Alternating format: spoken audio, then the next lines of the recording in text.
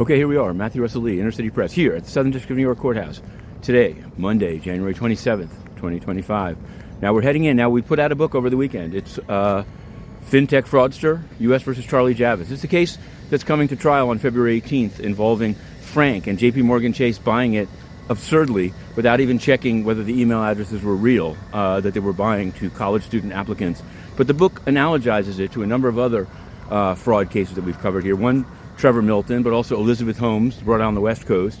And today we're actually going to be covering the sentencing of Bill Huang's co-worker, co-executive, Halligan, in the Archegos one. That's another case where instead of the analogy being to entrepreneur fraud, it's to big banks as victims. But he was convicted. Bill Huang was convicted and sentenced to 18 years. So we'll see what Charlie Javice, she's rolling the dice. She's going to go to trial and we're going to cover it. And you can find the book, Fintech Fraud, an ebook, paperback, and audiobook.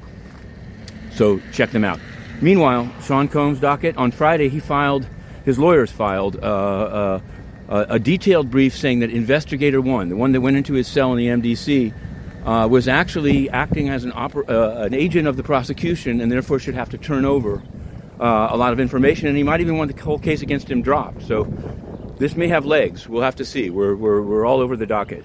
Eric Adams, there hasn't been a lot in the docket, but I've noted that he said he's slowing down his schedule this week for various health tests. I don't want to overdo it, but it does seem, now many people are wondering how he's going to run, how he's going to, with the impending April 21st trial, how it'll play out. Other people have said that maybe Jessica Tisch, his new NYPD commissioner, might stand ready to move on. They've also noted that Jessica Rajkumar has shifted her eyes from the comptroller's race to the public advocate's race against, presumably, Jumaane Williams, unless he runs for mayor. So that's New York City politics for you. Meanwhile, in global and national politics, there was the showdown yesterday, quickly resolved apparently, between the Trump administration and Colombia.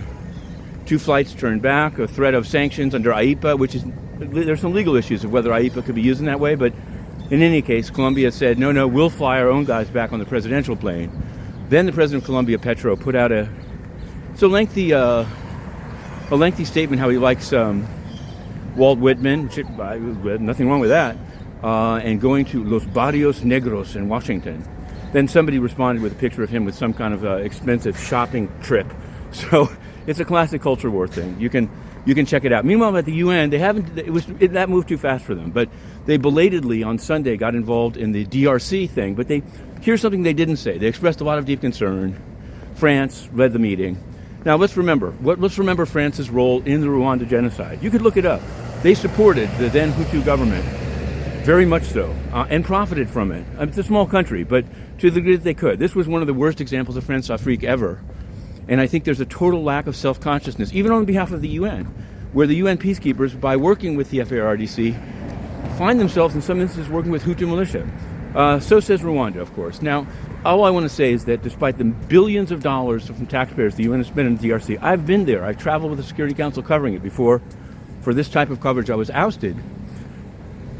It's another failure. Antonio Guterres is an absolute joke, and the era of censorship of the UN must end. But for now, heading into court, Inner City Press to continue.